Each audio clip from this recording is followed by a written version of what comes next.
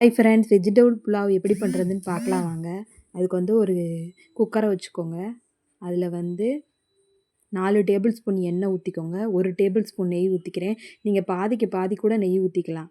அதுக்கப்புறம் வந்து பட்டை, சோம்பு, அந்த ஸ்பைசிஸ், ஹோல் ஸ்பைசஸ் எல்லாத்தையும் போட்டுக்கோங்க.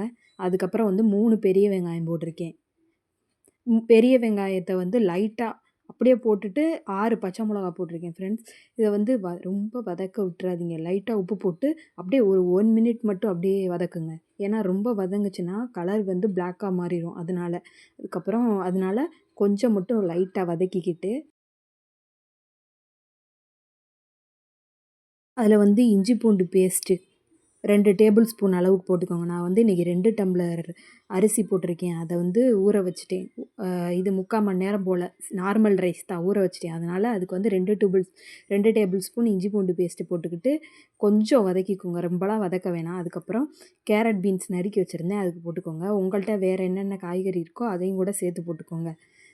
நான் வந்து கேரட் பீன்ஸ் 2யுமே வந்து போட்டுக்கிட்டு நல்லா வதக்கி விட்டுக்கிட்டேன். ஒரு 2 மினிட்ஸ் மட்டும் வதக்கி விட்டுட்டு அதில் வந்து புதினா, மல்லி இதெல்லாம் ஒரு கைப்பிடி அளவு போட்டுக்கிட்டேன் ஃப்ரெண்ட்ஸ்.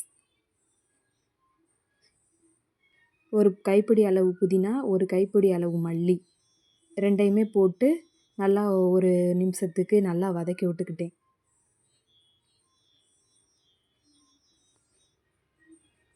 நல்லா வதக்கி விட்டுக்கோங்க. நல்லா வதங்கினதுக்கப்புறம் அதில் வந்து 4 டம்ளர் அளவுக்கு தண்ணி ஊற்றிக்கிட்டேன். நான் வந்து 2 டம்ளர் அளவுக்கு அரிசி ஊற வச்சுருந்தேன்னா, அதனால் 4 டம்ளர் அளவுக்கு தண்ணி ஊற்றி மூடி போட்டு 4 விசில் விட்டு எடுத்துட்டேன் ஃப்ரெண்ட்ஸ். அவ்வளோதான். இது கூட காரமான கிரேவி வச்சு சாப்பிட்டிங்கன்னா ரொம்ப டேஸ்ட்டாக இருக்கும் ஃப்ரெண்ட்ஸ்.